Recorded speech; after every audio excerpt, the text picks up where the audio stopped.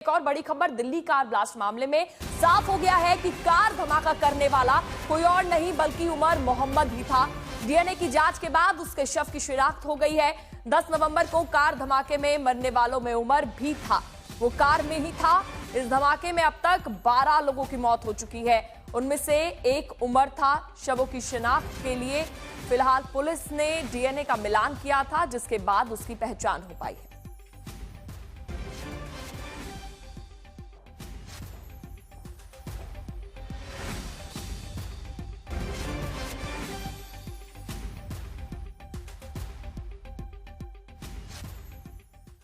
तो डीएनए के बाद अब उमर की मौत की पुष्टि हो गई है। उमर कौन है? आतंकी उमर की मौत की पुष्टि हो गई है, जो उसी गाड़ी में मौजूद था। डीएनए सैंपल से मौत की पुष्टि की गई है। उमर की मां के डीएनए सैंपल से मिलान किया गया है, उनका डीएनए सैंपल लिया गया। कार में मौजूद उमर उस वक्त था जब ये पूरा धमाका हुआ। तबाह कार से मिला था शव का टुकड़ा, छोटा सा, थोड़े थोड़े टुकड़े मिले उसके, क्योंकि चिथड़े उड़ चुके थे और लगातार हैंडलर के संपर्क में उमर था। उमर ये वही शख्स है। उमर के हैंडलर का लोकेशन अंकारा बताया जा रहा है, जिसमें हैंडलर का नाम या कोडवर्ड, क्योंकि उकासा नाम है तो उसको एक कोडवर्ड समझा जा रहा है। कोडवर्ड मकड़ी, इसका उकासा का अर्थ होता है मकड़ी, तो अरबी अर्थ है ये, तो वो कोडवर्ड समझा जा रहा है अभी तक। सेशन ऐप से आतंकी उकासा से संपर्क में था। एक बड़ा विस्फोट करने की पूरी साजिश थी।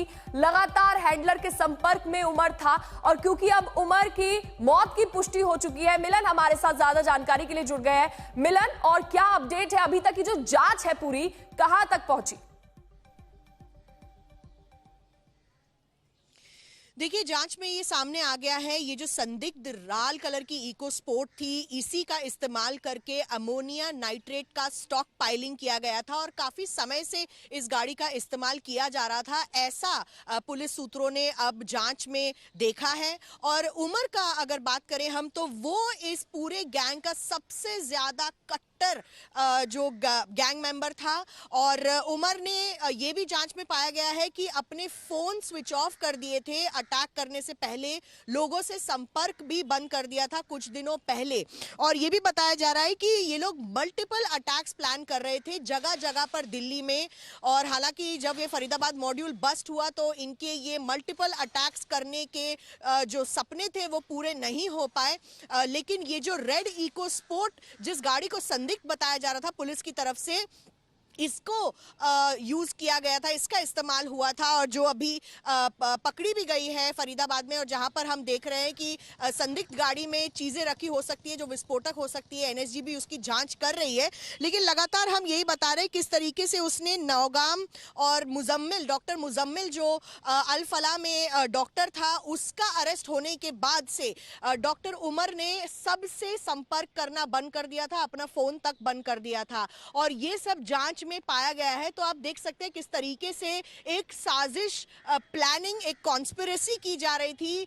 इतना सारा अमोनिया नाइट्रेट जो पॉसिबली मिला था, जो जेएन के पुलिस ने भी बताया था, 350 किलो का जो अमोनिया नाइट्रेट पाया गया था, उसमें जो पूरी जो हथियार, असला, बारूद पाया गया था, 2000 या 3000 किलो का जो असला बारूद पाया गया था, उसी में से ये 350 का अमोनिया नाइट्रेट। और जिस तरीके से ब्लास्ट भी हुआ है, विस्फोट हुआ है लाल किले के पास, उसमें गड्ढा नहीं बना है। यही कहा जा रहा है विशेषज्ञों के द्वारा से कि ये अमोनिया नाइट्रेट और फ्यूल ऑयल मिलाकर जो बम बनाया गया था, उससे विस्फोट हुआ था। और हाल ही में आप कह रहे हैं डीएनए टेस्टिंग से उमर की पहचान की गई है। सूत्रों के हवाले से हमें यह भी बताया गया था फोरेंसिक्स में उमर के शरीर की जो हड्डियां सुलझ गई है। उमर की मौत की पुष्टि हो गई है। बहुत बहुत शुक्रिया मिलन जानकारी के लिए। देखिए, धमाके में मारे गए उमर मोहम्मद को लेकर यह भी खुलासा हुआ है कि वो लाल किला के बाहर धमाका करने से पहले पुरानी दिल्ली की एक मस्जिद में गया था। ये फैज़े इलाही मस्जिद रामलीला मैदान के कोने में तुर्कमान गेट के सामने स्थित है। 10 नवंबर को धमाके से पहले उमर यहां पहुंचा तो 10 मिनट से ज्यादा देर तक रुका भी था। दोपहर 2:30 बजे उमर उस मस्जिद में पहुंचा था। मस्जिद में पहुंचने की उमर की सीसीटीवी तस्वीर पहली बार सामने आई है। 10 नवंबर को मस्जिद से निकलने के बाद वो लाल किला की पार्किंग की ओर रवाना हो गया था। आतंकी हमले की आतंकवादी उमर उन नबी सुनहरी बाग मस्जिद में 3 घंटे समय बिताता है, ये बात सबको पता है। लेकिन उससे पहले वो कहाँ कहाँ गया था? जब इसकी छानबीन करने निकली दिल्ली पुलिस तो ये जो फैज़े इलाही मस्जिद है जो तुर्कमान गेट पे स्थित है उसके बारे में पता लगा। ये बताया जा रहा है कि कुल 2:30 बजे 10 तारीख को, जिस दिन वो ब्लास्ट करता है, पहले वो इसी फैज़े इलाही मस्जिद में आता है।